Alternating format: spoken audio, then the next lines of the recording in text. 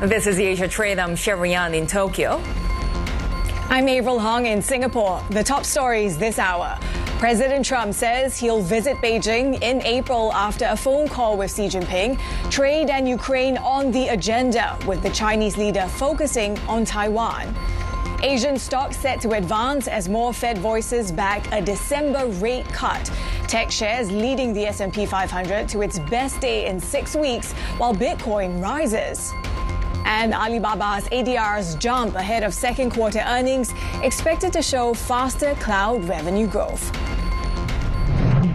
Take a look at how we're setting up for the Asia market opens, because we are seeing Nikkei futures pointing to the upside of about 0.1%. This, of course, on the back of some fragile confidence in the Asian markets. Japan was away on holiday, so it's coming back today with the yen holding at that 157 level. And this, of course, it's really close to that January low, despite the fact that we have seen some of the strongest warnings, potential currency intervention coming in this country. You can see the ASX 200 already trading up 0.4%, but we have seen really an incredible amount of foreign selling when it comes to the Japanese and Korean markets. So we'll be watching the chip sector very closely. Of course, big moves in the tech sector, Avril, overnight on Wall Street. Absolutely. That is what the move was about overnight. And also against the backdrop of this Fed speak, you now have Christopher Waller, Mary Daly, along with John Williams in the past couple of days backing a December cut. So we have gone to almost 80% on the odds, or at least markets' expectations, that we will see them trimming rates in a couple of weeks from now. And you're seeing treasuries moving from a week ago on the 10-year yield from around the 413 level to where it is now. The dollar still holding steady. To your point about tech, I think three things stand out. That these sell-offs, they haven't lasted very long this year. That's one. The other is that AI is alive. How well it is, maybe that's another question. But take a look as well at the chart on your right. It shows you this differentiation, right? This dispersion, and how Alphabet has really been leading the hyperscalers in outperformance. Part of it to do with this stir that Gemini has caused.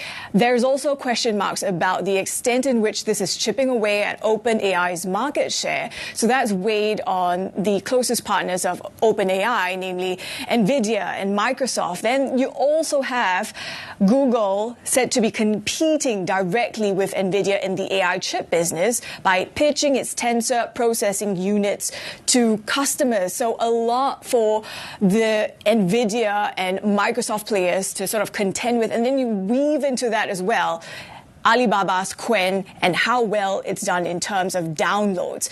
Now, this is also about the tech rivalry between the US and China, but also about this first phone call between Presidents Trump and Xi since last month's tariff truce. Our China correspondent, Min Lo, is in Hong Kong for us.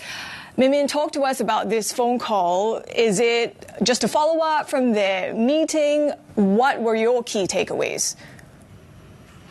Yeah, I think this phone call was certainly a bit of a surprise. I think the key question is who initiated the phone call. That isn't very clear at this moment. And I think it was Washington Post or New York Times, I believe, that reported that it could be China that initiated this phone call, which would make it an unusual overture from China. But I think timing is very significant because we just come off a weekend of frenzied meetings to try to reach a truce between Ukraine and Russia, and then right after that, we have this phone call between Trump and Xi. And yes, President Trump did say that he spoke extensively with China about the shipping of illegal fentanyl, the stepping up of soybeans trade between the two sides. But also, it was very much about Ukraine and Taiwan. This was explicitly mentioned in the Chinese readout. China is saying that it supports the attainment of peace when it comes to the Ukraine war. He hopes both sides would reach a binding peace agreement. And when it comes to Taiwan, that seems to be a key focus for China. President Xi just emphasizing this point that reuniting with Taiwan is going to be key for the post-war international order. And the statement also said that President Trump understands the importance of Taiwan to China. But overall, I would say the tone from both sides have been pretty positive. President Trump writing on Truth Social that the relationship between the two sides are very good, and President Xi as well saying that, both sides should continue the positive momentum that they have built since the trade truce. And of course, the big news is President Trump agreeing to visit Beijing in April of this year and also inviting Xi to visit the U.S. sometime next year.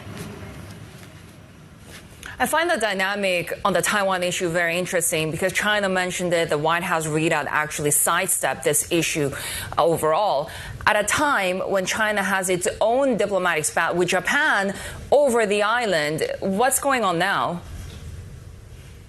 Yeah, I mean, that spat is just showing no sign of abating, and we are a couple of weeks from when it first started, and we're starting to get fresh data when it comes to flight cancellations. And according to local media, we are seeing as much as 21% cancellation on flights, with at least 12 routes canceling all flights between some Chinese and Japanese cities.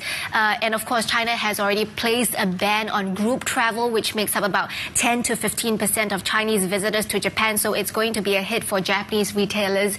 And according to Bloomberg Intelligence, that the dip we're seeing in flight bookings and the increase in flight cancellation is greater than what we saw during the rumors back in July, if you remember, over that rumored earthquake in Japan.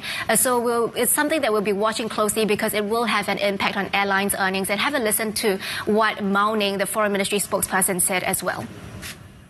We have noted that Japan has recently reiterated its consistent position on the Taiwan question. But what exactly does this so-called consistent position entail? Can they articulate this consistent position fully and publicly? If Japan merely keeps repeating the notion that its position remains unchanged, while remaining vague about the specifics and continuously crossing lines through its actions, then such repetition is nothing but empty words. So the foreign ministry spokesperson also mentioned Japan's growing defense budget, its relaxation of arms exports rules as well, and it doesn't look like this is going to dissipate anytime soon. Bloomberg China correspondent Min Lo there. Our next guest is a senior fellow with the Freeman Chair in China Studies at CSIS. She previously served at the U.S. State Department and the White House, focused on U.S. diplomacy in China. Henrietta Levin joins us now from New Jersey. Henrietta, I mean, this China-Japan spat happens every few years, right? Whether it's around territory, historical issues. Now what I'm focused on is the fact that they're stepping up military drills around the island at a time when you have the added layer of geopolitics with what's happening between the U.S. and China. How crucial will the next few months be for Taiwan?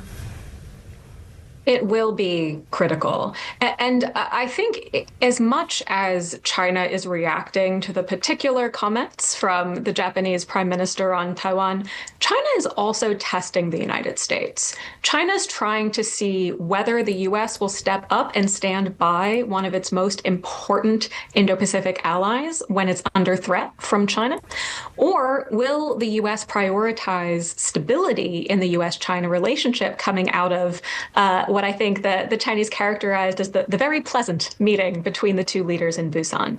And so far, we haven't seen much from the U.S., and we didn't see anything from Trump on this issue in his public characterization of his call with Xi. Taiwan, of course, is crucial in America's alliance system in the Western Pacific, not to mention that it anchors technological supply chains, right? Does President Trump understand this? Well, look, I think one of the really encouraging steps we've seen from Washington coming out of the meeting in Korea between the two leaders is that President Trump finally signed off his administration's first arms sale to Taiwan. Now, this isn't a big arms sale. It's about $330 million. It's mostly maintenance, but it's the first of his administration. And it shows that President Trump does seem to have some awareness of the critical importance that Taiwan plays in U.S. national security and in technology value chains around the world. Now, one of the strangest parts of the meeting between the two leaders in Korea is it seems like Taiwan wasn't raised at all. This is unheard of. China always raises Taiwan in these meetings. And maybe it's because she felt like Trump had already given concessions on Taiwan. In the lead up to the meeting, Trump had already downgraded certain meetings with Taiwan, had refused to allow the Taiwanese president to transit the U.S. So she may have been surprised to see the U.S. now turn around and announce a significant, if well within precedent, arms sale to Taiwan. So would you say that the lines on Taiwan between the U.S. and China have shifted? And are you in any way expecting the issue to be used as a sort of bargaining chip with this rivalry between the superpowers? Well, look, one unusual thing about how Trump views the world in comparison to prior U.S. presidents is that, of course, he sees everything as transactional. Everything is up for negotiation. And that includes elements of U.S. national security and U.S. engagement in the Indo-Pacific, and that could potentially include Taiwan. So when President Trump goes to China in the spring, as he has announced he intends to do, I think it is an open question whether Trump will be willing to negotiate elements of U.S. longstanding policy on Taiwan, perhaps in exchange for more tactical economic concessions that Trump has really prioritized, for example, Chinese purchases of agricultural products from the United States. Now, I think that could be quite problematic, not only because of how important Taiwan is for the U.S., and we've discussed that, but also because if the U.S. shows that it's willing to negotiate on matters of its own national security, that's going to weaken its hand on negotiations across the board. It's going to tell Beijing that as long as they keep pushing, they can get whatever they want. And so for that reason as well, it'll be really important for the U.S. to make clear that Taiwan is not up for negotiation. But is that how the president feels? I don't think we'll know until he walks out of his meetings in China next year. Henrietta, is it also worth discussing at this stage? I mean, we've been talking about how these diplomatic spats between China and Japan have arisen over the years. But what is your sense of the nationalistic sentiment that we are seeing on the mainland? Has that changed compared to past episodes? Well, the Communist Party in China has inculcated a very strong sense of anti-Japanese sentiment in the population, very strong sense of nationalism over the years.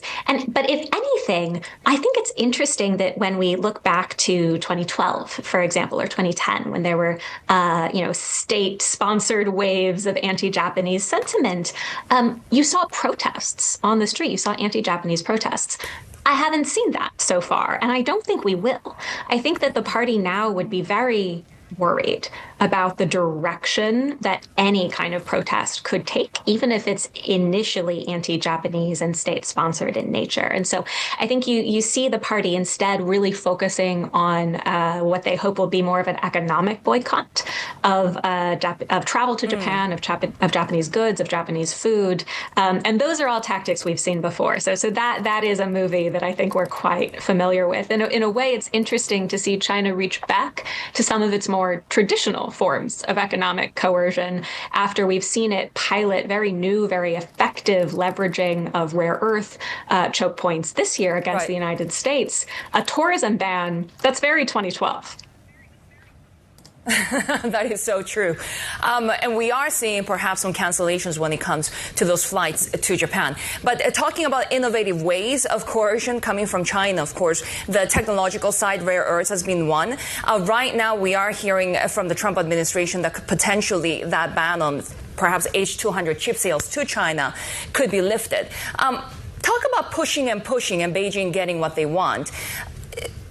Is this going to be a bargaining point where Beijing is again going to get the upper hand? I think it is a bit of a surprise to some of us to see the United States be willing to negotiate on its own national security measures when it comes to protecting high-end U.S. technology. If the United States changes its export controls so that China can access this high-end semiconductors, that technology is going to accelerate Chinese military modernization that will pose a direct threat to the United States and its allies, which is why the restrictions were put in place in the first place. But also, there's a broader matter of principle. If the U.S. shows it's willing to negotiate on national security, that means that Beijing can keep pushing and can keep gaining concessions, even on issues where the U.S. has previously said, this is non-negotiable. That's not going to be a credible position anymore if the U.S. is willing to make concessions on Chinese access to these high-end technologies. What's also come up amid their rivalry this year is the rare earths leverage that Beijing has. This is an area that has taken years to build up. So in positioning for the future, because this rivalry is not going away, what in your mind is China thinking in terms of priorities? Yeah, I think that China will continue every effort to make the world more reliant on China and its market and its productive capacity while limiting China's reliance on the rest of the world, including on rare earths. And it's interesting, we actually saw at the G20 summit over the weekend a little bit of pushback, even from the global south, on the way in which China has weaponized rare earth supply chains. So I think China may feel like it moved a little too fast, like its measures intended to target the U.S. actually did impose some significant reputational costs in the rest of the world.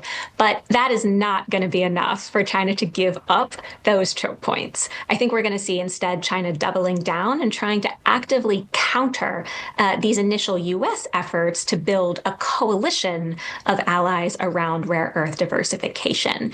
I think we'll also see China trying to double down on other choke points, for example, when it comes to active pharmaceutical ingredients, where the U.S. is heavily reliant. And I think we'll see continued investment in those sectors.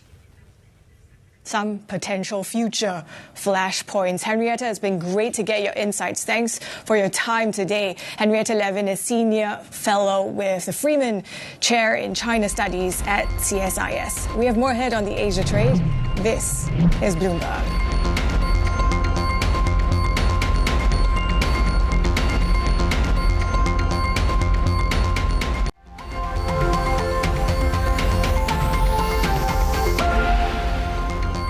Let's take a look at how Asia markets are faring in the early goings. Of course, Japan comes back from a long weekend today. Nikkei futures pointing flat, but this is following on as well from what we saw on Wall Street. The bounce back in tech, helped along by the Fed speak and the AI play. For more, let's bring in our executive editor for Asia markets, Paul Dobson. Paul, the markets didn't stay down for very long. What is top of mind for you as we see perhaps that Japan comes back with a bounce today as well?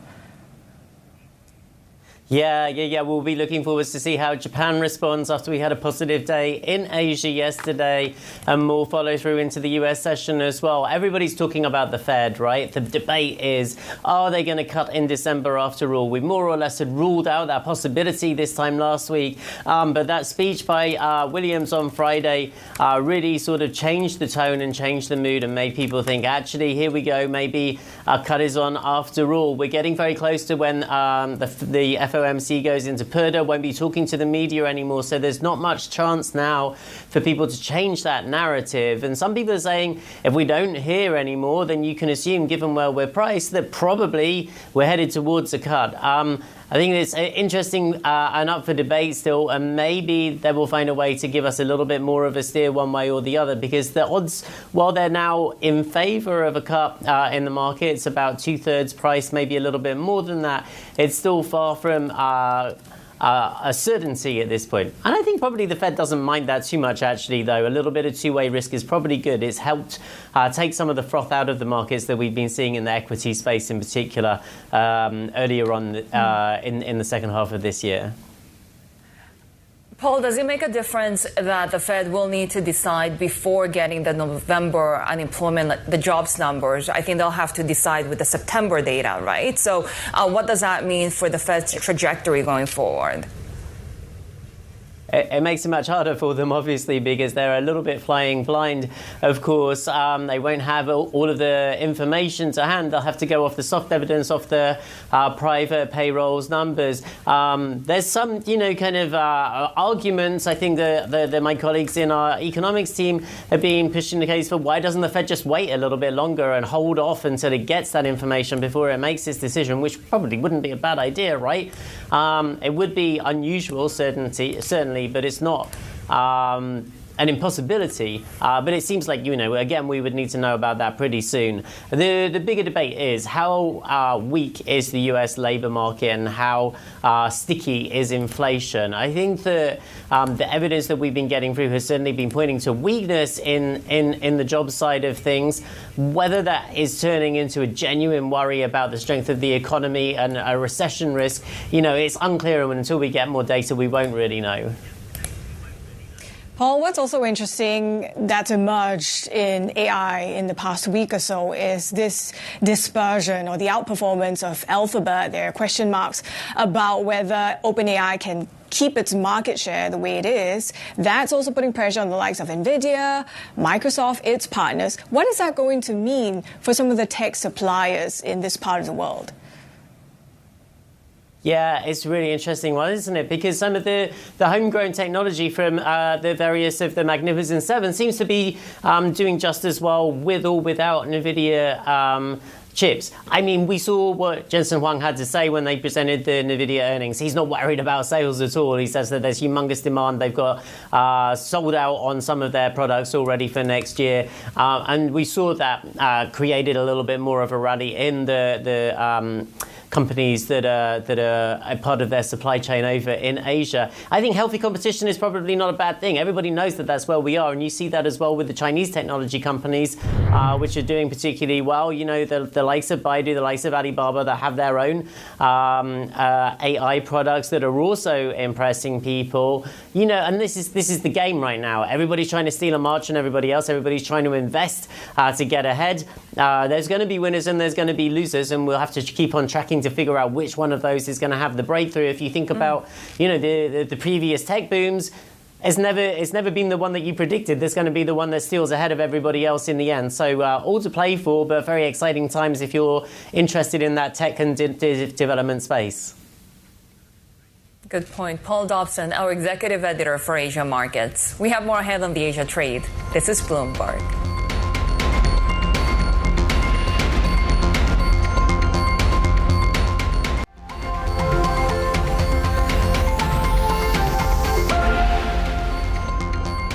The top global headlines we're following. German Chancellor Friedrich Merz says recent talks between Ukrainian and U.S. negotiators resolve some issues, but he doesn't expect a breakthrough this week. President Trump struck a more positive tone, saying in a social media post that something good may be happening.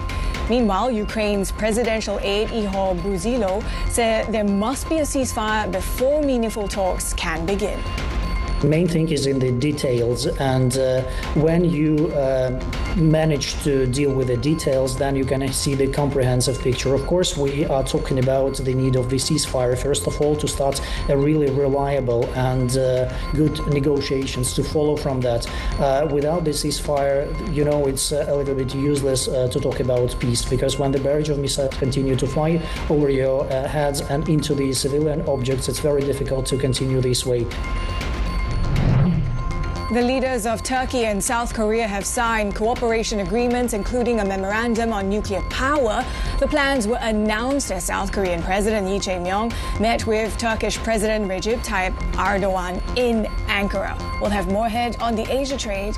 This is Bloomberg.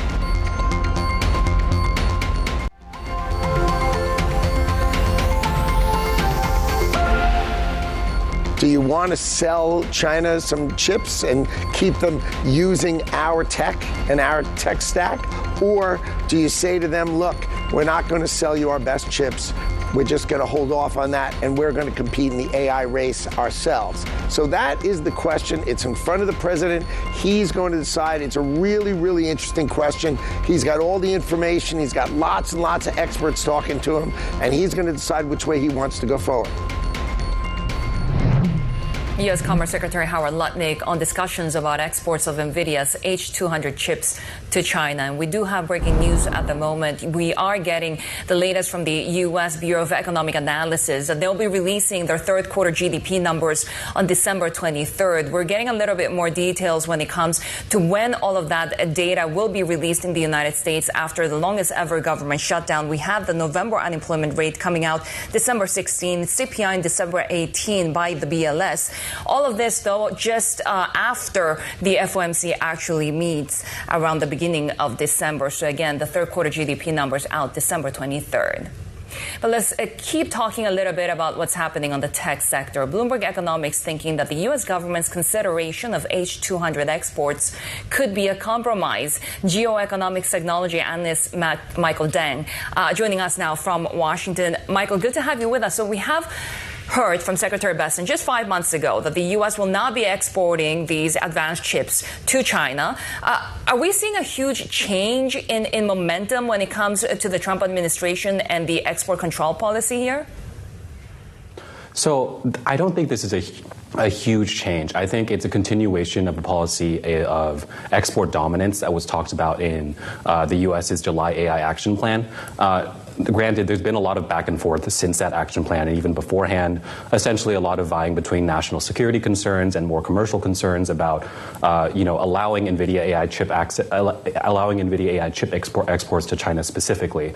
But like Secretary Lutnick specifically talked about, there are trade-offs here, right? So if you allow Nvidia AI chips to go to China, you are in some ways empowering the Chinese AI ecosystem, but in other ways, you're also keeping down Chinese domestic chip-making capabilities and preserving that market access and share for Nvidia itself. So it's a tricky and complicated decision, and I think the back and forth in many ways reflects the difficulty of the question. Another difficult question is, even if the U.S. is allowing these H200 chips after modification to be exported to China, does China want them? Does this help or hurt China's push for chip independence? Yes, so I think this is a key question for China as well. And, too often we forget that Beijing has a voice in these issues as well. And I think the H20 episode we just a few months ago was a good demonstration of that. I think China itself has concerns both in terms of performance and security, right? On the performance end, some of the justification behind discouraging use of the H20 was that domestic chips were competitive with the H20 to some degree. But on the security end, that concern hasn't really gone away. Any of the concerns about allowing a foreign chip maker to be so integral and critical to the Chinese AI ecosystem are still there with this new chip. It's just that the performance benefits are significant enough that it might be worth that trade-off. Michael, great to hear from you. Thanks for your analysis. Geoeconomics tech analyst Michael Deng for us. Now, President Trump's positioning on China and global trade comes as he faces U.S. voter frustration over high prices and job security. Senior economics writer Sean Donnan joins us now with more. So, Sean, I wonder, what is your read into what the U.S. policymakers might be thinking in terms of exporting these chips to China, potentially? Is this also part of the calculus in terms of bringing down cost of living? I'm not sure it fits with the cost of living narrative and the affordability narrative. That's really very focused around household expenses here in the United States in terms of voters. But it does fit with another goal that President Trump has, and that is to continue the conversation with Xi Jinping, his counterpart in China, and to set the stage for an April visit, as we heard today here in Washington. The economy hangs over all of this. He is facing now a softening labor market. We saw there that the BEA is going to release third quarter GDP around Christmas time. It's unclear whether that's going to be a Christmas present for Donald Trump or whether it's going to be more signs of softening in the economy that he could worry as he carries into next year and the midterm elections at the end of the year. So, there's a lot on his mind. The economy is sending a lot of different signals to Donald Trump right now. And he's trying to navigate this relationship with China in between. And these chips are obviously at the center of that. Yeah, I was going to say, what is the sentiment among the American public when it comes to President Trump's economic policies? Because when we're talking about the cost of living, we're also talking about the fact that China is not buying as many agricultural goods as the farmers in Ohio would want to see. So if you're talking about giving Beijing all of those chips that they want, also even bringing up the issue of Taiwan, you have to think under how much pressure is President Trump right now? Yeah, look, President Trump has a real issue to navigate here between domestic consumers who really are angry about grocery prices, about the cost of education, the cost of housing, the cost of childcare, the cost of health insurance, all of those things that are key to the kind of middle-class American dream. At the same time, we have seen kind of some resentment among domestic voters over some of President Trump's international focus. Part of what caused the breakup with Marjorie Taylor Greene, the former Trump supporter who has announced just in recent days that she was going to leave Congress, was her view that he was spending too much time on international issues. We've seen anger over a bailout of $20 billion that the Trump administration engineered for Argentina. If we get to a point where they're seen to be handing gifts to China at the same time as they're not addressing the cost of living crisis here at home, or what consumers see as a cost of living crisis, that's not going to help Donald Trump. And right now in the polls, his approval ratings on the economy are not supportive of him. He's not doing well on the economy with voters. Sean, I guess part of that is the extent in which he is delivering on his pledges.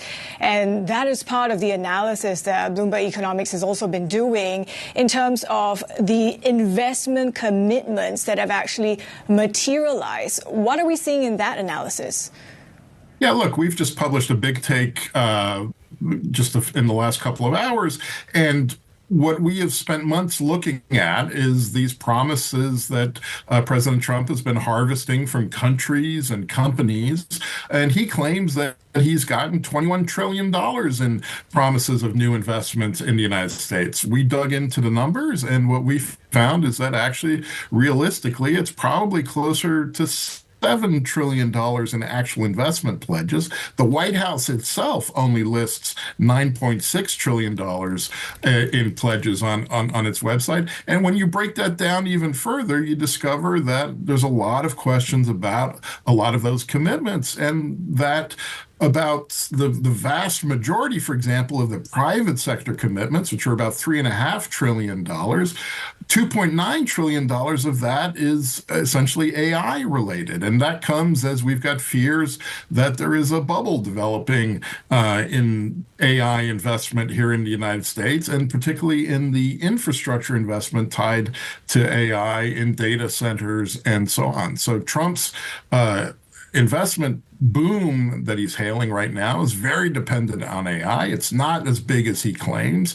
And as we go into next year and we start seeing questions about his ability to deliver on his promises on the economy, he's going to need to really start delivering on some of those promises, or to see companies and countries deliver the investments and the jobs that he is promising. Bloomberg senior writer for economics, Sean Donnan, with that very much needed scrutiny and analysis of those investment pledges. More ahead on the Asia trade. This is Bloomberg.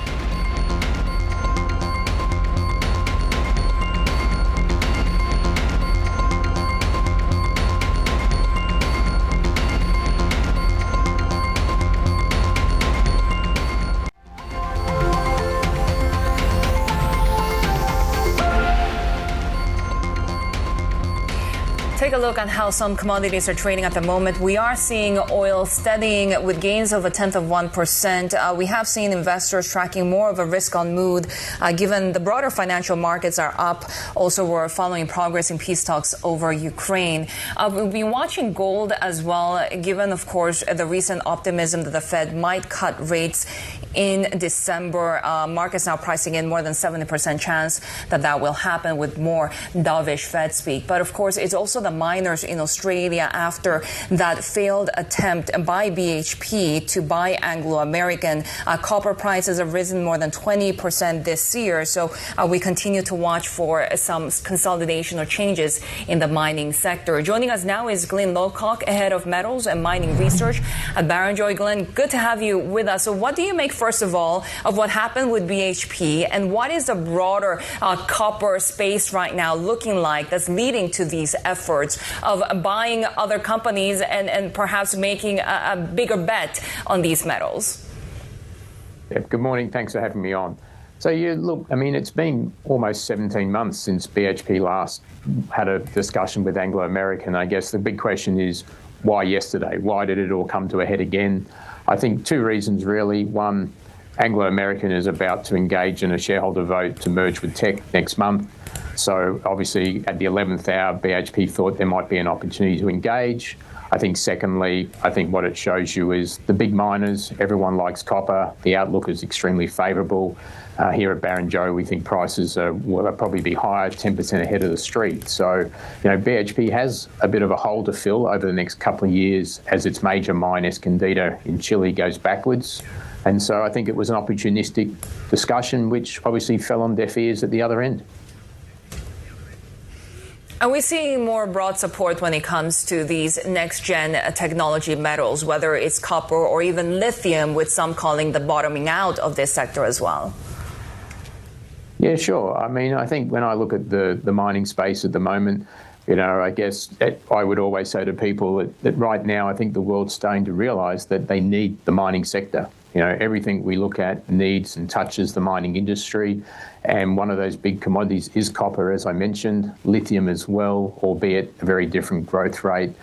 So we're actually very positive that 2026 will be a good year for mining, as it has been this year in many different sectors. But we think particularly the critical mineral space, whether that's copper, lithium, uranium, we see prices higher next year than this year.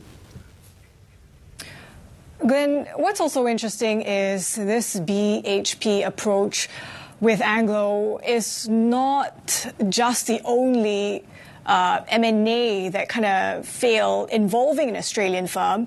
And if you look at the deals involving Australian companies this year, miners particularly, that's come down. What is your sense of why it's so tricky? I mean, I think, when you say tricky, I mean, I think with the BHP case, I think they were close. Ultimately, I think had we go back 17, 18 months ago, had BHP maybe offered a little bit more, we may have got negotiations off on the right foot. But, large-scale M&A, the history of the big miners has been very checkered. I would say, there's been a number of failed deals over the last decade. Probably the last big major mining deal that's gone well would be almost the turn of the century when Rio bought North, and maybe from a Billiton shareholder perspective when they merged with BHP in 2001. So scale is difficult, hard to extract the synergies that everyone thinks. And I guess at the moment, copper is the hardest one because everyone seems to be chasing the same commodity, and therefore you're trying to fit a lot of money into a very small hole. What is your assessment then of the copper growth pipeline for BHP? Because as you alluded to earlier, so far up until the past week, there had been this suggestion by the company that that pipeline was strong. Look, undoubtedly it is strong. I think we have to then balance it with over what time frame we're talking about. I mean, clearly the next 5 years, BHP's copper production by their own forecast will go backwards. But they do have a lot of organic growth internally. They have options in copper in South Australia, here at home. They have obviously the ability to rejuvenate Escondida, and they recently, earlier this year, signed a joint venture with Lundin Mining to develop the Vicuña district in Argentina. But that's going to cost billions of dollars, but a lot of that is not going to come until 2030 and beyond.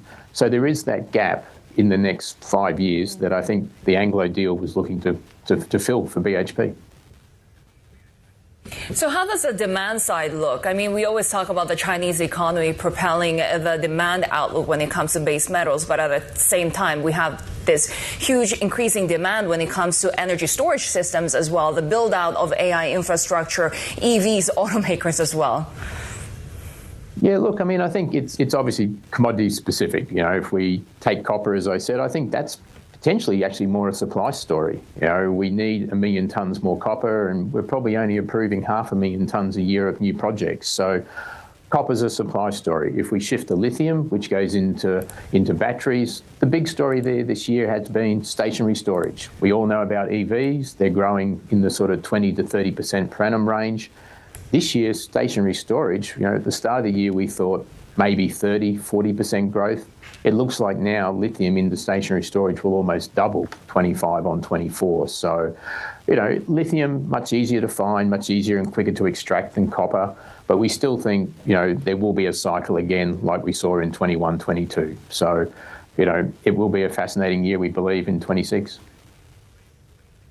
Thanks for bringing us a preview of what 2026 might look like. Glyn, it's been good to chat. Glyn Lawcock is head of metals and mining research at Barrenjoey. More ahead on the Asia trade. This is Bloomberg.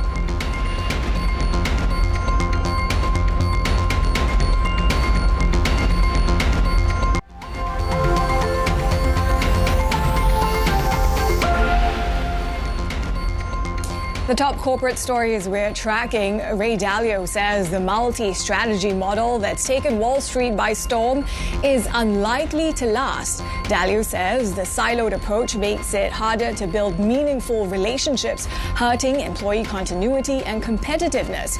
Here's some of what he told Bloomberg's Odd Lots podcast. I think it's not going to last. There's different ways to play the game. That's a totally valid way to play the game. Maybe it's a totally fine way for the investment management, but it's not a fine way for building a 50-year-old. I did this. I built a 50-year-old organization. Apple shares gained after the tech giant confirmed a reshuffle in its sales division. Sources earlier told Bloomberg the iPhone maker has eliminated dozens of sales roles in a bid to streamline the way it offers products to businesses. The affected positions include account managers and staff who operate Apple's briefing centers and product demonstrations. Bloomberg has learned that Syngenta Group is considering an IPO in Hong Kong. This comes more than a year after it withdrew plans for a $9 billion listing in Shanghai. Sources say the Chinese-owned agricultural tech company is holding preliminary talks with financial advisors and may list in Hong Kong next year. Shery. Right, take a look, Avril, at how markets are shaping up. We are expecting Japanese markets to come online, perhaps slightly to the upside, given that we're seeing futures trading slightly higher. And this, of course, after a long weekend. We continue to watch the Japanese yen holding at that 157 level against the U.S. dollar, very near its lows in January. We're also watching some of those retail and tourism stocks, given the ongoing diplomatic spat between China and Japan. Our senior stocks reporter, Hideyuki joins us now here with the latest. And Hida, now we're hearing from Chinese media the flights from China to Japan are set to see a cancellation rate of more than 20%. Just more downside for some of these stocks. Exactly. So after the spat between China and Japan began, so China-exposed shares have plummeted already quite a lot. Shiseido is down about 20% from its peak. And there's growing realization that this will likely go on for quite some time, at least several months. So that is going to depress these retail stocks, tourism-related stocks. And interestingly, the Takaichi government has announced the stimulus package of which totaled 21 trillion yen, which is the biggest apart from the pandemic era.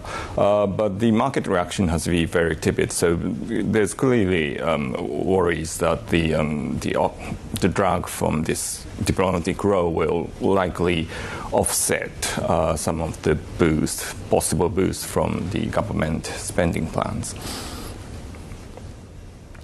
Hide, what about for one of the market leaders and benchmark heavyweights, SoftBank? I mean, what are you watching in terms of how it might trade today?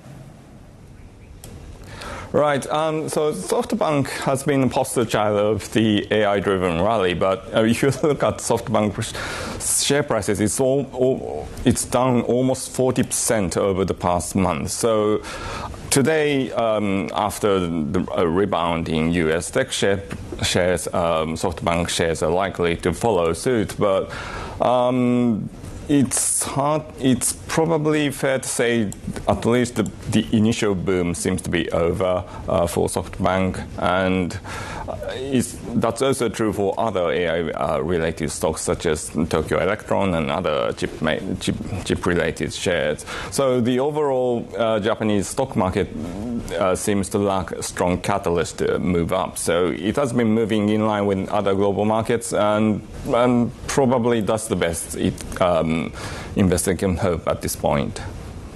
I suppose in a way lacking AI as a strong driver, contrary to what we see in some other markets. Hide, thank you for getting us set up for the day ahead. Bloomberg senior stocks reporter Hide UK Sano for us. Now let's take a look at how markets are faring in the early goings. Of course, Nikkei futures have been pointing to upside, so we might see that tracking of the gains on Wall Street. The Australian benchmark is flat, but of course overnight what we saw was how the Fed speak really shaped that thinking that we could see a cut from the FOMC in a couple of weeks from now in spite of this lack of data. But we also are cognizant of how this debate is still continuing, and think about how in the past 2 weeks we've gone from 60% to 30%. Now we're back up to 80%, and I think this is the highest that we've seen in terms of rate cut expectations since the last meeting that was in October from the U.S. Central Bank. Aside from that, it's also tracking some of these AI plays.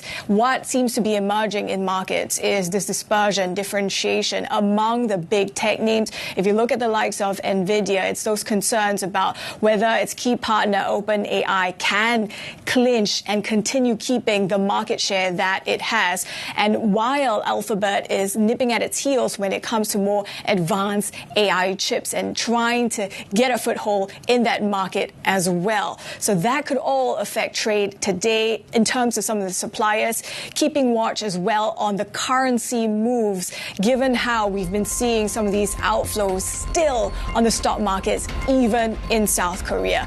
We'll track the markets open next in Seoul and Tokyo. This is Bloomberg.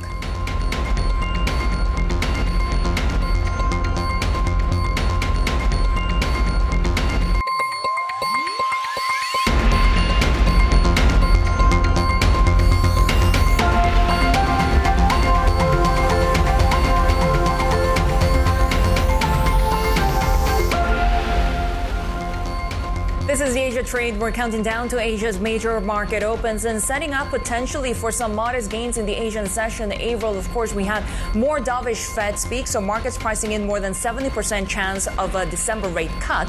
Not to mention the optimism around tech, Presidents Trump and Xi speaking over the phone, dialing down geopolitical tensions and perhaps opening the door for Nvidia's H200 chips to be sold to China. Absolutely, Shery. And it's also about, among these tech players, market leadership in the AI race, right? You think about the market share that OpenAI has when Gemini from Alphabet is nipping at his heels, along with what we're seeing from Alibaba and Glyn. Can it maintain that lead? I think is a key question for investors going forward as well, Shery. Yeah, we'll be watching those Chinese tech stocks with earnings out for Alibaba, Meituan later this week as well. Take a look at how Japan is coming back online after a long weekend. We're seeing gains for the Nikkei of 1%. Of course, we'll be watching the tech sector very closely. Perhaps a little bit of catch-up given the Nvidia news over the weekend. Not to mention that the Japanese yen is still pretty weak. 156 is the level, very close to 157 per dollar. We have seen some of the strongest warnings of potential intervention coming from policymakers here in Japan. But really to no avail. We continue to see the downside pressure on the Japanese currency. You can see the 10-year yield holding at that 178 level. And take a look at how the Kospi is coming online. Another very tech-heavy index, with the Kosdaq also gaining ground at the moment in the open. And this is, we're seeing a little bit of strength, perhaps not too much. 1475 is the currency right now for the Korean won, at a time when we have seen incredible pressure on the Korean currency as well. We've seen verbal intervention coming from policymakers. We're watching for intervention in the markets as well, at a time when we're headed for that BOK policy decision on Thursday. Yeah, Shery, and this is interesting because the weakness in Asia currencies is coming despite the dollar still, if you look year to date, looking pretty soft. Overnight, we did see treasuries rising on those continued expectations of a Fed rate cut. You talked about what the market is pricing in for the moment. We are seeing the 10-year yield pushing towards the 4% handle. Let's bring in Homin Lee, senior strategist at Lombard Odier, for an analysis on what we're seeing in the markets, because Homin, you have downgraded Japanese stocks to neutral. First off, why? Well, the market had a nice rally since the Liberation Day with the fading tariff shocks and of course, potentially more supportive macroeconomic policy. So we've seen the market re-rate to, say, forward P multiple of roughly 15.6 times the earnings. Now, going forward, we think it might be a little more difficult to improve earnings for 2026. We're roughly assuming, say, 10% earnings growth for next year. Do you have additional positive catalysts on top of that? Now, you have the supplementary budget that's been discussed by the cabinet, so that's a positive. But this is something that we've been assuming already due to very complex coalition politics and some other strategic needs for the country. But at the same time, you have this budding dispute, with China, and which affects the tourism sector and consumer sector. So overall, we think that the context is a little more mixed. So we would rather take profit here from our tactical overweight, bring it to neutral, and simply wait for the dust to settle. So that's our position, and that's the reason why we're a little more careful about the Japanese equities going forward. Does this include on AI, the narrative there, including for the likes of SoftBank? Is there not enough fuel in the tank for that as well? So obviously, SoftBank is a pretty important story for that complex, given its importance in the OpenAI ecosystem. And maybe if you have, greater importance of, say, custom ASIC chips compared to the GPUs, then maybe there is a bit of recalibration that has to be done by the investors. Now, that micro story is certainly one of the factors that we considered when we neutralized Japanese market positions. But at the same time, for the medium to long term, it's still very difficult to have a very precise prediction about where this thing will go. So we would say it's a micro story, certainly worth paying attention to, but macroeconomic factors are more important for us when we make that view on Japan. I mean, what about macroeconomic factors in China? Because I'm looking at the potential of Nvidia's H200 chips being exported to the Chinese markets and looking at Chinese semiconductors, the local manufacturers, and whether or not that will have an impact. But how significant is this considering the broader macroeco picture of that country? So this is a very interesting story from our perspective, just because of how relentless Nvidia is to, is about keeping the market share in China. And it does point to some deep strategic concerns about the possibility that the ecosystem for chips might be completely split in the medium to long term. And, they might have some negative consequences for the company. So maybe the Trump administration is sympathetic to that, and this might be the reason why we're getting this report. We'll have to see. Now, for the Chinese equity sectors, this might have a slightly negative impact on the chip manufacturers for sure, because H200 still very good chips and certainly compete much better than the domestically produced chips at the moment. Now, how Beijing will signal their comfort level with this, it's still a question that's not answered. And of course, we don't even know if the U.S. would approve.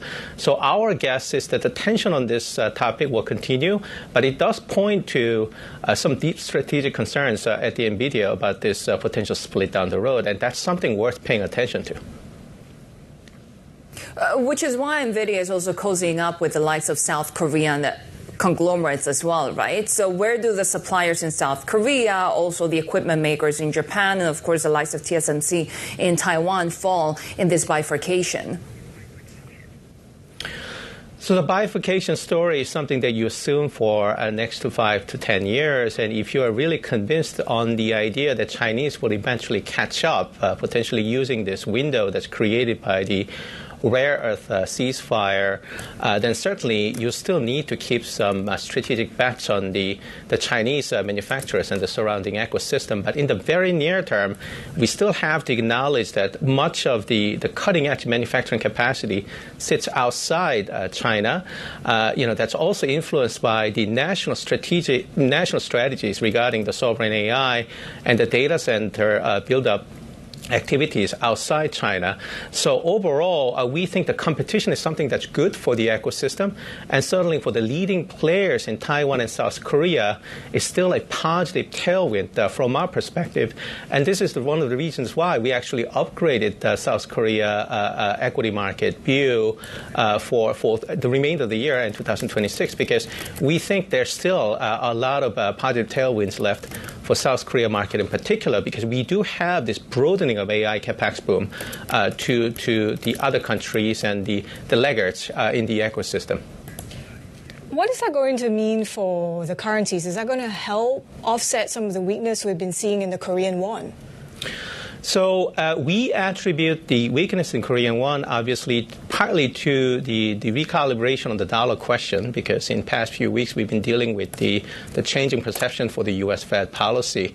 So that's one factor. But also we have to acknowledge that the increasing outflows to the U.S., the direct investments that are related to the deal between the two countries, and also private sector pledges, that's certainly a factor. But if you think about the 12-month horizon, we're still talking about a surplus country that will likely see earnings boost, improving growth, and improving domestic demand, and still a pretty healthy outlook for the equity market. So our thinking here is that in 12 months' time, we should see some appreciation of the won, and that remains our base case. Is your case for the yen also slightly similar, because you're advocating buy the dip as we go? So 160 is obviously if I were an economist, hat that there's no meaning to it, but it does have the political symbolism, and it cuts through all the noises. And from the ordinary voter's perspective, if the currency weakens further beyond that, then it certainly invites the questions about the cost living issues and the over-tourism, and et cetera. So we think it's an important level, and therefore, because we're pretty close to that level, we think there's a risk of an intervention. But of course, Bank of Japan is paying attention, and they are about to raise rates again. So our sense here is that the currency is too cheap, and there's a scope for the currency to actually appreciate a bit going forward. So we would rather, consider long the yen in weakness than trying to chase this momentum.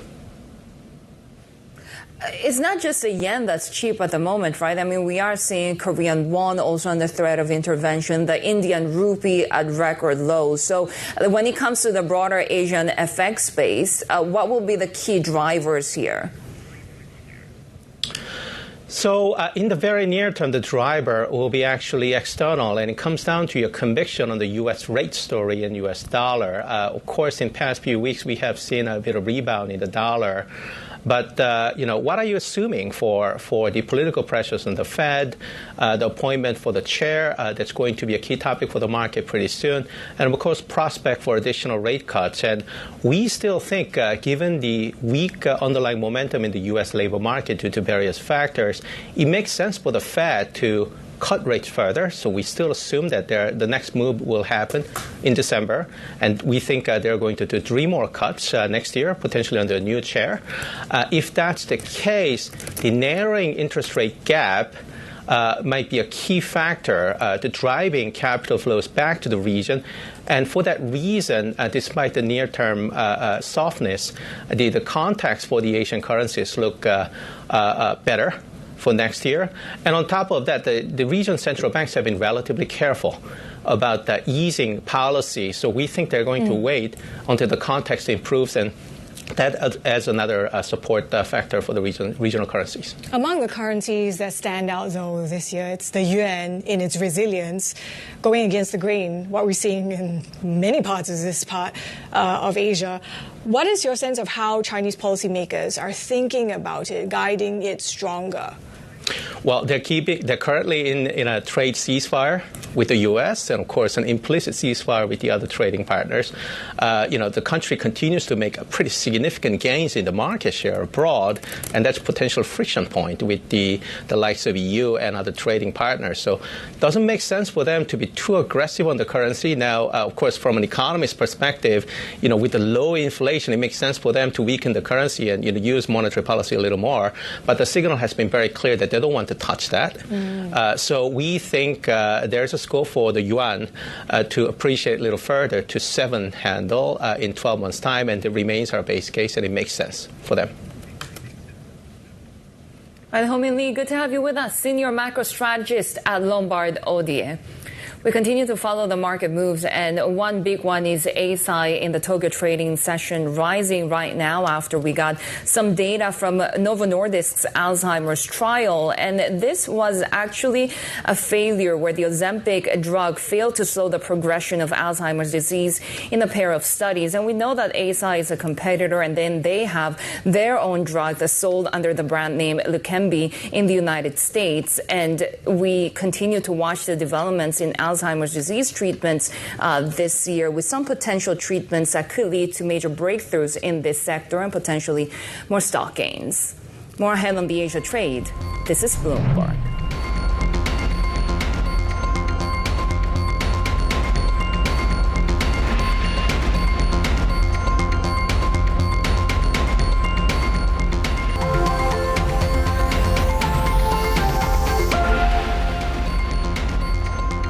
U.S. Commerce Secretary Howard Lutnick says President Trump will decide whether to allow Nvidia to sell its more advanced H200 chips to China. Lutnick spoke with us from Brussels about the national security concerns surrounding President Trump's decision.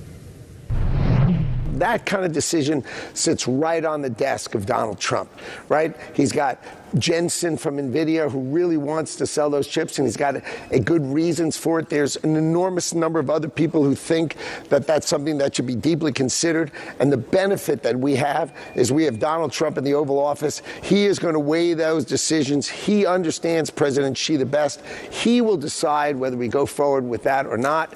That's on his desk with lots of different advisors. The president loves to hear lots of different voices to make those kind of decisions, and he'll decide whether we sell those chips or not, and then we will go execute it however he decides to go forward. There's a bigger question here, Secretary Lutnick, about what national security is. Is it more of a national security risk to give China some of these high-powered chips, or is it more of a national security risk to not have U.S. tech in China? Has your view on that changed? Well, that's the question, exactly as well put and in front of the president, which is, do you want to sell China some chips and keep them using our tech and our tech stack? Or do you say to them, look, we're not going to sell you our best chips. We're just going to hold off on that, and we're going to compete in the AI race ourselves. So that is the question. It's in front of the president. He's going to decide. It's a really, really interesting question. He's got all the information. He's got lots and lots of experts talking to him, and he's going to decide which way he wants to go forward. Secretary Lutnick, meanwhile, use of IEEPA for tariffs is in front of the Supreme Court. The feedback has been skepticism so far from many of the justices, conservative ones included. As this plays out, can you walk us through how you'd prioritize the different alternatives should the administration's use of tariffs via IEEPA get struck down? So I was in the Supreme Court. I sat through the whole argument. The justices were tough on the beginning on the Department of Justice's, our person. But then they were much tougher on the other side, much, much tougher. So I left that day feeling very confident that we and the president was going to prevail on these IEEPA tariffs. So I think, you're hearing it from me, I think I was there in the courtroom. I heard it all the way through. through. I didn't sort of write my story halfway through. I sat all the way through to the end. The president's going to win that case because that makes sense for him to win. But I want to remind you, the president has lots of other authorities. He has 232s. He has 301s. He has 338s. He has a whole variety, 112, 122. He's got all sorts of other powers. And tariffs are going to be part of this administration going forward, but I don't think they're going to be necessary because the president's going to win the IEEPA case in front of the Supreme Court. U.S. Commerce Secretary Howard Lutnick. Now, President Trump says he'll visit China in April after his first talks with Xi Jinping since last month's tariff truce. Trade and Ukraine were among the topics discussed, and Beijing says Xi also pressed Trump on the issue of Taiwan. Let's bring in our China correspondent Min Lo in Hong Kong. Min, as we heard from Secretary Lutnick, he says that Trump understands Xi best. What came out of this phone call?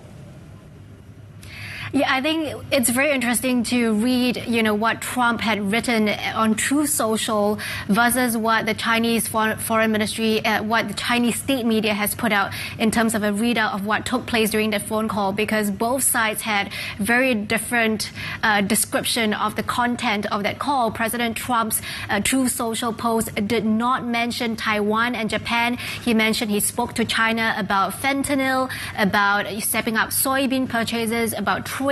But the Chinese readout, though, focused very heavily on Taiwan and Ukraine. And I think timing is not a coincidence, right? We just came off a weekend of frenzied meetings about that trade, peace deal between Ukraine and Russia. And now China wants to speak to Trump about, the end or the outcome of that peace deal, China's role in it. China saying that it hopes both sides, Ukraine and Russia, would commit to a lasting peace. But at the same time, President Xi was really driving home the point of Taiwan and saying that reunification with Taiwan is going to be key to the post-war international order, and also dragging back the context from World War II, saying that U.S. and China fought shoulder to shoulder against militarism and fascism, against Japan and Germany, and it's so important for them to maintain that post-war order. And so interesting to monitor this. The tone from both sides have been pretty positive, and of course, President Trump accepted the invitation to visit Beijing in April. And the focus has been solely very much on Taiwan these days, especially with the China-Japan spat also ongoing. What's the latest there? Yeah, we're getting fresh data now of the flight cancellations between China and Japan. We're looking at upwards of 20% in terms of flight cancellations. According to local media, that number could tick up higher. So things doesn't seem to be abating between the two sides. I mean, you look at all the measures that China has taken so far, aside from the punitive measures against Japan, it's also fighting this war on words, right? With a letter to the UN, with its posts on social media, it's really trying to shift the narrative as to who is the aggressor and who is the victim here, and warning all countries, not just Japan, that if they dare to intervene militarily on Taiwan, China is going to see it as an act of aggression and use that as justification for self-defense. And perhaps in the context of this Trump-Xi call, maybe China is also using this to test that relationship with the U.S. and exactly how much the U.S. is going to come to Taiwan's defense, especially in the context of this growing relations, what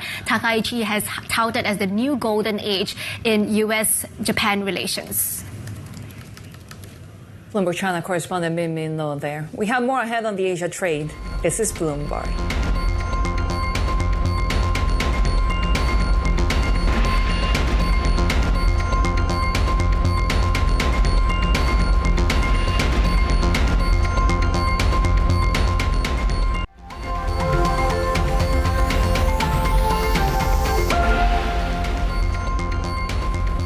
Take a look at some of the chip makers trading across the Japanese session, of course, playing a little bit of catch up on the Nvidia news that potentially the Trump administration could allow it to sell its H200 chips to China. We are seeing the likes of SoftBank, for example, falling 3%. It's actually sold all of its stake on Nvidia, and it does have a big bet when it comes to artificial intelligence investments into the likes of OpenAI, for example. And we continue to see a little bit of skepticism when it comes to that company. see Alphabet, for example, continuing to outperform while Nvidia is lagging, and there are concerns about OpenAI's multiple partnerships around the world. We're also following Korean tech, and you can see Samsung Electronics right there gaining more than 2%, Avril. Yeah, Shery, when you talk of skepticism, does that logic also sort of apply to what we could potentially see in terms of a peace agreement between Ukraine and Russia, given how the Europeans feel like they've been locked out of this agreement, even though Trump has struck a positive tone on this prospects for a ceasefire following this weekend of talks? Has there been a moving of the needle in terms of narrowing disagreements over the peace proposal? We have been seeing, though, in terms of the macro, it's really about what the Fed is expected to do as well in terms of that divergence potentially with the ECB. Now the expectations that when it comes to the December meeting, those bets of a cut continue to creep higher. And this is against the backdrop of the likes of Mary Daly, for example, talking about how it is more difficult to fix jobs deterioration versus if we see inflation creeping back up again. This is what you're seeing on Eurostoxx 50 futures, that bit of downside, perhaps also part of the relative risk off that we're seeing in markets going against the grain for the moment, Shery. Yeah, and we're following also the latest on geopolitical news, right? German Chancellor Friedrich Merz saying that recent talks between Ukrainian and U.S. negotiators resolved some issues, but he doesn't expect a breakthrough this week. President Trump struck a more positive tone, saying in a social media post that something good may be happening. Meanwhile, Ukraine's presidential aide Ihor Brusilov said there must be a ceasefire before meaningful talks can begin. The main thing is in the details, and when you manage to deal with the details, then you can see the comprehensive picture. Of course, we are talking about the need of the ceasefire, first of all, to start a really reliable and good negotiations to follow from that. Without the ceasefire, it's a little bit useless to talk about peace, because when the barrage of missiles continue to fly over your heads and into the civilian objects, it's very difficult to continue this way. The leaders of Turkey and South Korea have signed cooperation agreements, including a memorandum on nuclear power. The plans were announced as South Korean President Lee Jae-myung met with Turkish President Recep Tayyip Erdogan in Ankara. During the summit, the leaders also discussed Turkey's planned second nuclear power plant in the northern Sinop province. Shery, take a look at what we're seeing in FX, because there is a sense that when all traders are piled onto one side of the trade, especially when it comes to dollar yen, that you are primed for a reversal. We have the likes of Morgan Stanley saying that dollar yen could fall 10% in the coming months. This is also because of the expectations of U.S. rate cuts. And the sense you get is how the dollar upswing in the past 2 weeks, that seems a bit exhausted for the moment. We're seeing the Bloomberg Dollar Index hovering flat. More ahead on the Asia trade. This is Bloomberg.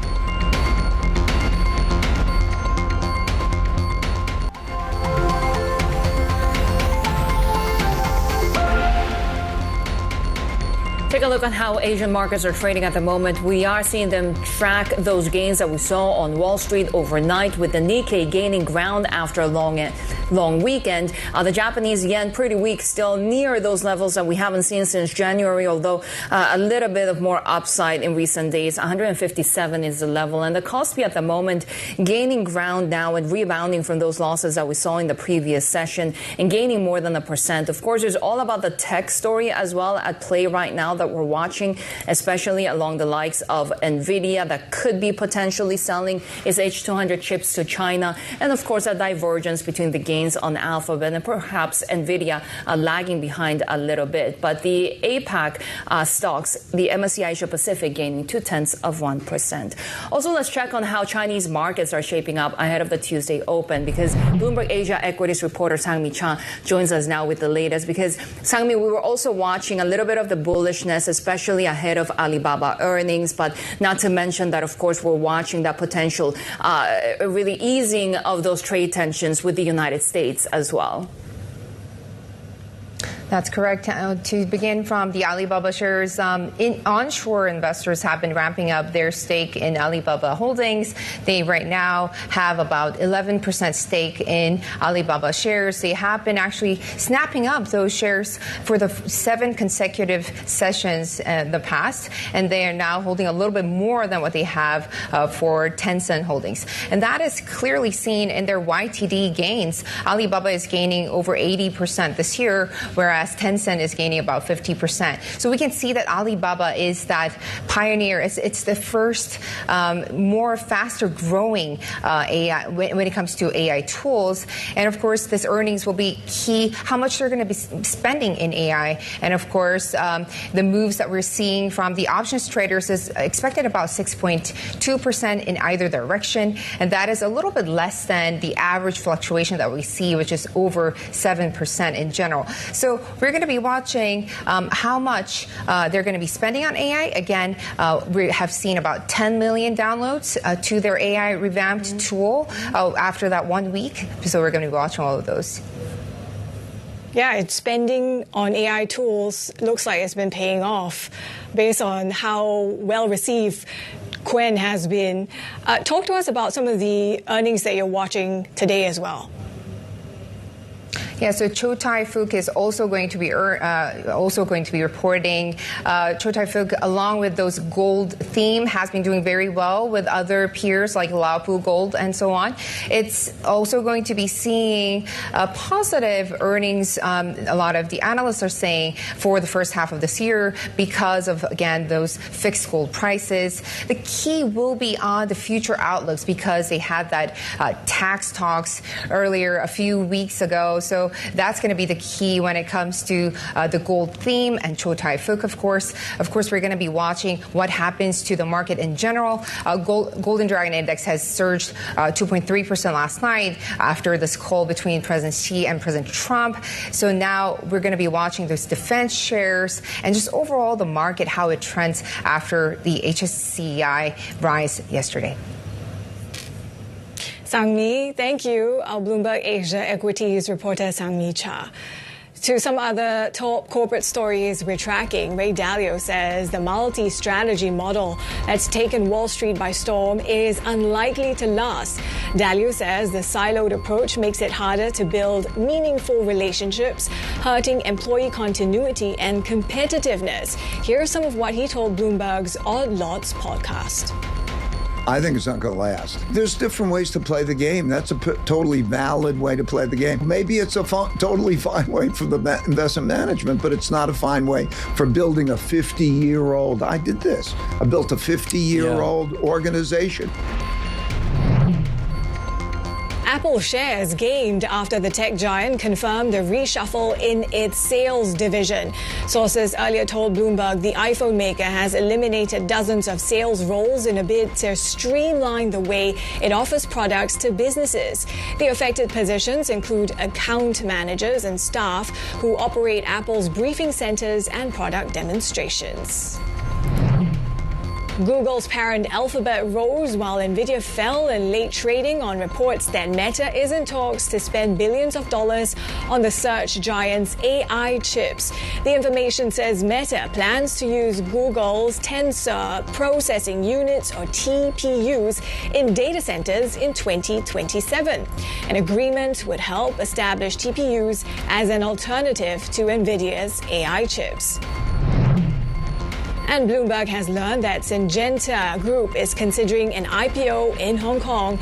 This comes more than a year after it withdrew plans for a $9 billion listing in Shanghai. Sources say the Chinese-owned agricultural tech company is holding preliminary talks with financial advisors and may list in Hong Kong next year. We have more ahead on the Asia trade. This is Bloomberg.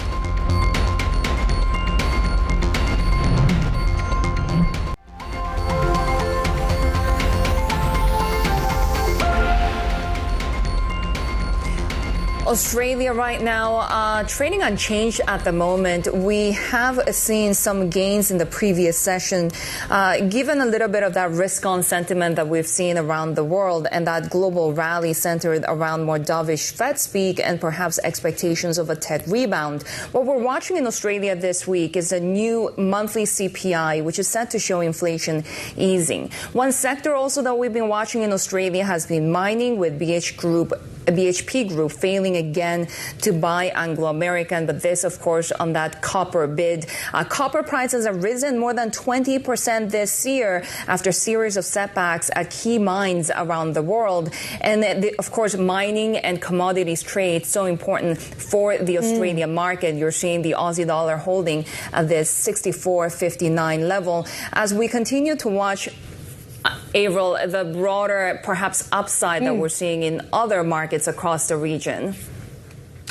Yeah, I think in pockets of Asia, you are seeing a tech-led rebound of sorts. But to your point about this new data, monthly consumer price index that's coming out of Australia, it's interesting. This is coming against the backdrop of developed markets, central banks, and not having the data that they need to engage in and use to debate in the path forward, right? So this new complete monthly CPI release replaces this partial indicator that's been published since 2022.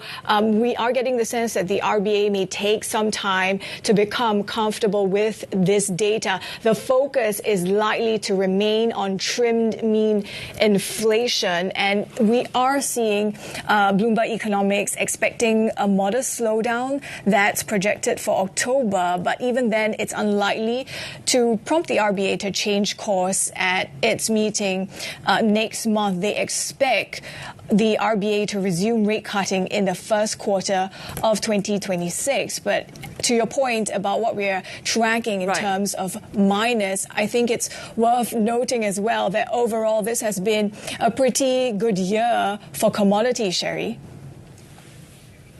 Yeah, and you can see oil prices also starting to steady right now, especially with that risk-on mood around the world. But also we're following the latest developments when it comes to that progress in peace talks over Ukraine that could pave the way for increased crude supply. So that's one thing that the commodities markets will be watching. Iron ore prices, we have seen a little bit of a bounce back, but a lot to do with what's happening in China, of course, and we'll see increased demand coming from that economy. Gold, of course, really that fallout from what's happening with the Federal Reserve, and given that we are now seeing more investors pricing in more than 70% chance that we might see a Fed rate cut in December. So let's discuss all of this that's happening in Australia, especially as we continue to watch Australia's role in the COP31 climate summit, Avril. Yeah, and this is positioning, of course, for COP31, given how it has a sort of failed bid. Now it will be hosting this along with Turkey. Australia has stepped back from this bid to host the COP31 climate summit in Adelaide, and instead this compromise with rival bidder Turkey. And this will see this 2026 talk staged in Antalya. Australia, of course, won't be the venue, and this will still shape the agenda, though. That seems to be the expectation, with Climate and Energy Minister Chris Bowen presiding over 2 weeks of negotiations. And we know how Pacific nations are also set to host a pre-COP event.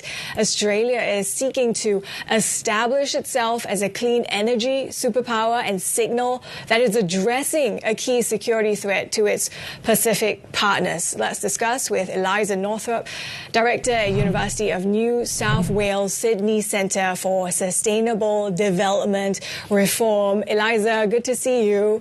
Talk to us first about the priorities for Australia in bidding to host COP31 and now not going along with that bid, even though it's going to be co-hosting it in a way with Turkey. Does that shift the conversations and the way in which it can kind of corral the 200 or so countries that it'll need to do? Yeah, so this has been a really long-standing, very drawn-out bid process over a number of years now, with Australia being very vocal that This was intended to be a joint COP with the Pacific. This was going to be a regionally focused COP, really offering an opportunity for Australia and the Pacific to come together and advance climate ambition. I think with Australia really hoping that that this process can be used to strengthen political ties and relationships with the Pacific and catch up really, I think, on the last 10 plus years where Australia hasn't always advanced the most ambitious climate policy. So a tremendously important opportunity for Australia and the Pacific. And that was very much how COP31 was framed. And I think even Minister Bowen's spoken about that recently, that desire to really use COP31 as a platform to elevate Pacific priorities and Pacific voice. You talk about the political partnerships. It's not known for being close to Turkey. How might this affect, the way these negotiations will be had? How will that partnership actually work? So I think we are entering sort of really uncharted, unprecedented territory over the next year. The phrase, two's company, three's a crowd comes to mind. Heading into the bid, it was very much that partnership, as I said, Australia and the Pacific working out how to navigate a joint presidency and elevate priorities for both perspectives. Now we have, a third country in the mix, a split presidency. So it's very clear now that Turkey will continue to not only host, but they are the COP31 president to manage the entire event, including the action agenda. And it has sort of delegated responsibility, the presidency role over a subset of COP31, which is the negotiations, to Australia.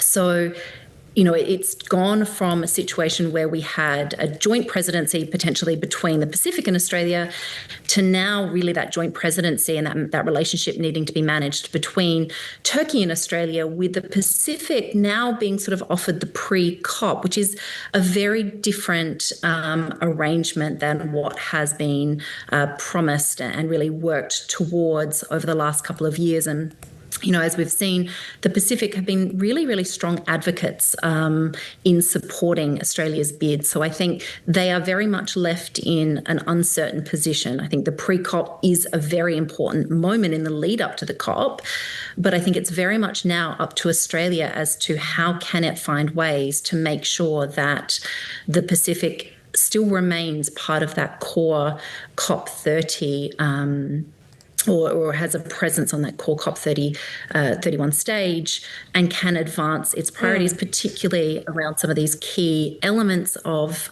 ambition and particularly mitigation, ambition and phasing out of fossil fuels.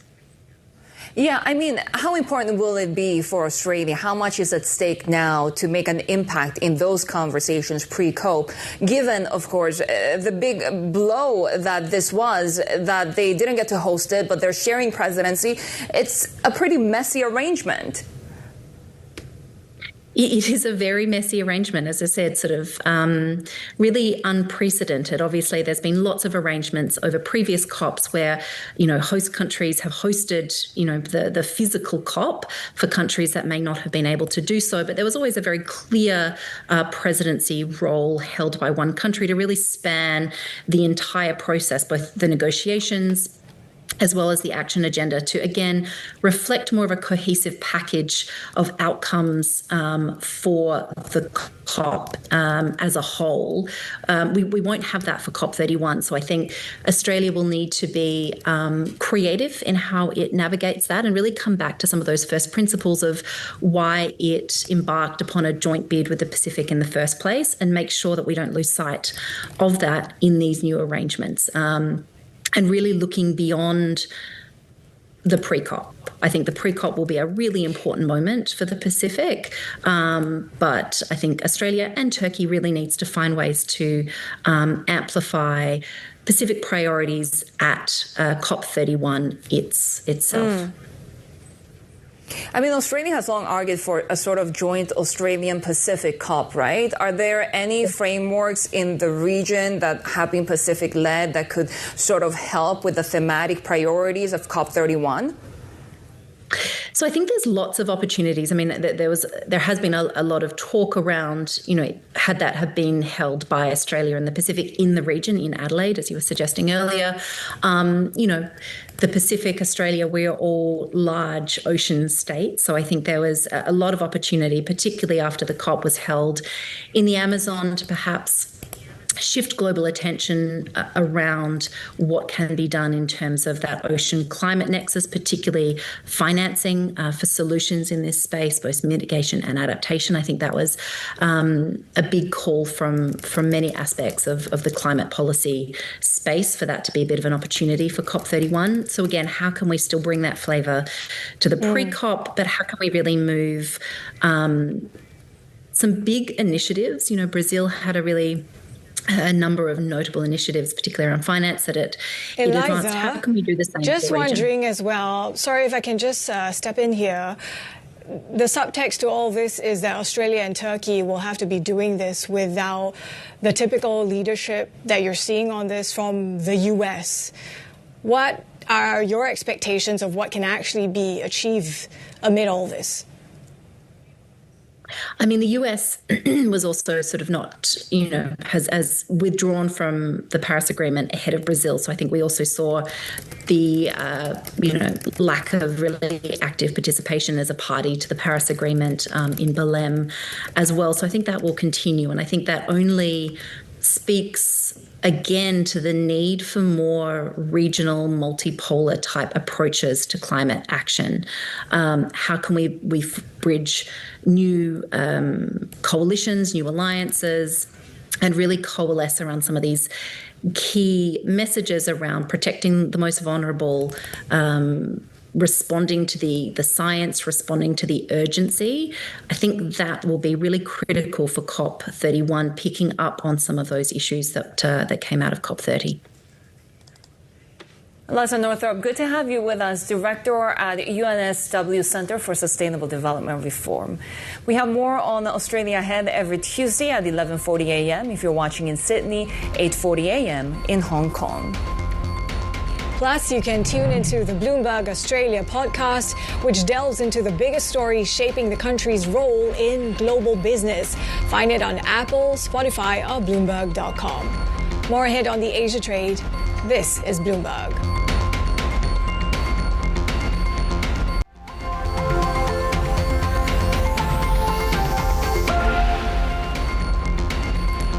We're counting down to the open of markets on the Greater China region, and among the stocks we're watching, Alibaba's US listed shares. They gain ahead of its second quarter results, and analysts expect to see an increase in cloud revenue growth. Bloomberg Intelligence senior analyst Catherine Lim joins us now from Beijing. So what are you expecting, Catherine, on cloud revenue? And does this also help to offset a perhaps tricky patch when it comes to the commerce side of the business? Right. I guess, the cloud revenue growth will definitely still be the highlight for Alibaba. We're looking at very strong double-digit growth. But what is interesting is that let's not forget the e-commerce side, Avril. As you've actually mentioned, I am expecting an acceleration in the growth for the quarter that they are reporting versus the previous quarter. And this really has to do with a lot of the measures that the company has done to try to actually get, their e-commerce ecosystems together. And we are seeing definitely signs of that in the recent weeks, because of Singles Day. Catherine, what about the fact that you do have JD.com's new food delivery app and JD dumping that platform? Does that change what you're watching in not only Alibaba, but also Meituan's results? Yeah, that's a great question, because things are definitely still developing, real time as we speak, with what we have seen from JD.com, it does definitely shows that, competition on the quick commerce, on the e-commerce side of things is not easing. And the question really for Alibaba is that, as we see the subsidies that they have thrown in, and it will be affecting their profitability. How long will all of these subsidies, continue, particularly into 2026? And is there the opportunity for them to actually ease back a little? So that's what I would say that we should be looking out for as the company reports tonight. For Meituan, it's expected to swing from profit to a sizable loss. What will you be watching in terms of numbers and guidance? Right, definitely, it's not really about the magnitude of the loss that I'm looking for. It is, again, the duration of it. Like, is it going to be a preset to, a reset of profits and a recovery in 2026? That will be the key indication that I believe market will be looking for Meituan, as they look to actually defend their market share in food delivery as well as quick commerce. Bloomberg Intelligence senior analyst Catherine Lim there with what to expect from results out of Alibaba and Meituan, of course. And those earnings coming out on Tuesday, not to mention on Friday as well. So take a look at how futures are setting up. We have continued to see some upside in the broader global stock space, some more optimism about a dovish Fed speak, not to mention a tech recovery. We're watching also what's happening in the Japanese session because JGBs continue to gain ground and yields on the 5-year government bond are rising to the highest since 2008. We continue to see some concerns about the fiscal health of Japan, and the Cabinet Secretary Kihara speaking in Tokyo, talking about the supplementary budget to be discussed on Friday. Decisions on minimum wages will depend on the economic situation, and also addressing the diplomatic spat with China, saying that Japan is open to various dialogues with the country. That's it from the Asia trade. Our markets coverage continues as we look ahead to the start of trade in Hong Kong, Shanghai, and Shenzhen. The China show is next. This is Bloomberg.